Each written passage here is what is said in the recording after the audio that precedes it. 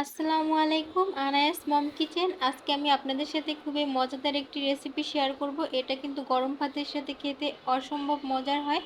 তো এই রেসিপিটি আপনাদের সাথে শেয়ার করব, আশা করি কমবেশি সবাই পারেন। এটা হলো চিচিঙ্গা ভাজি। আমি ডিম দিয়ে চিচিঙ্গা ভাজি করে দেখাবো।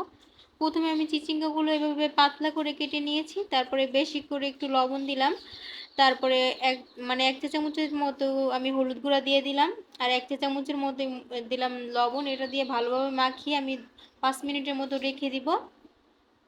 এই পর্যায়ে লবণ এবং হলুদটা যদি একটু বেশি পরিমাণে দেন, তাহলে আমরা যখন এটা ভাজি করব তখন কিন্তু লবণ আর হলুদ দেওয়ার কোনো প্রয়োজন হবে না। তো আমি 5 মিনিট রেখে দেওয়ার পরে দেখুন এটা থেকে কিন্তু অনেকটা পরিমাণে পানি উঠে আসছে। আমি এই পানিটা চেপে চেপে এই চিচিঙ্গাগুলো তুলে নিব আর এই পানিটাকে ফেলে দিব। তো এই যে চিচিঙ্গাগুলো আমার করা হয়ে গেছে, এবার আমি একটা প্যানে একটু তেল দিয়ে দিলাম, তারপরে দিয়ে দেব কাঁচামরিচ এবং পেঁয়াজ কুচি দিয়ে দিলাম। এটাকে হালকা একটু সফট হয়ে যাওয়া পর্যন্ত আমি ভাজবো।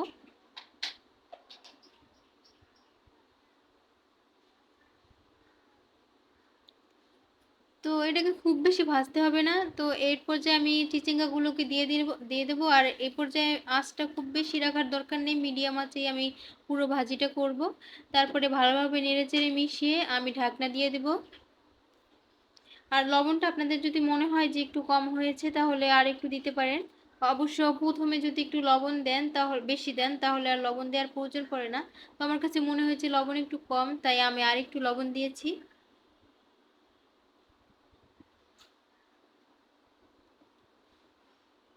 তো এবারে আমি এটাকে ঢাকনা দিয়ে দেবো 5 মিনিটের জন্য।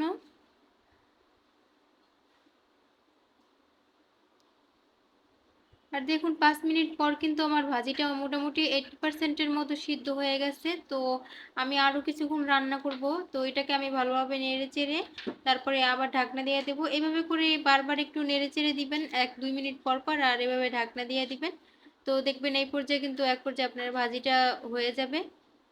তো আমি আরও কিছুক্ষণ ভাজি করে নিয়েছি, প্রায় 10 মিনিটের মতো। এই পর্যায়ে আমার ভাজিটা কিন্তু পুরোপুরি হয়ে গেছে। এখানে আমি একটা ডিম ভেঙে দিয়ে দিলাম, আর ডিমটা ভাজির সাথে এরকমভাবে মিশিয়ে নিচ্ছি। প্রথমে যদি আপনারা তেলের সাথে ডিমটা ভাজেন, তাহলে দেখা গেছে ডিমটা শক্ত হয়ে যায়, যার কারণে এই পর্যায়ে যদি ডিমটা দেন, তাহলে ডিমটা খুব সফট থাকবে আর ভাজির সাথে খুব ভালোভাবে মিশে যাবে এবং খেতেও বেশি ভালো লাগবে। তো আপনারা এইভাবে একবার ভাজি করে দেখবেন, অনেক মজার হয় খেতে। আর এখানে চাইলে ধনিয়া পাতা কুচি দিতে পারেন, তো আমার কাছে ছিল না তাই আমি দিতে পারিনি, কিন্তু থাকলে অবশ্যই দিবেন, সেক্ষেত্রে ফ্লেভারটা আরও বেশি ভালো আসে। তো দেখুন আমার ভাজিটা কিন্তু পুরোপুরি কমপ্লিট। আর এর চেয়ে বেশি কড়া করে ভাজতে যাবেন না, তাহলে দেখা গেছে এটার কালারও চেঞ্জ হয়ে যায় আর খেতেও ভালো লাগে না। ওভার কুক করে কিন্তু কোনো জিনিসই ভালো না, তাহলে খেতে ভালো লাগে না। তো এই পর্যায়ে আমার ভাজিটা পুরোপুরি কমপ্লিট, আশা করি ভালো লাগছে। আর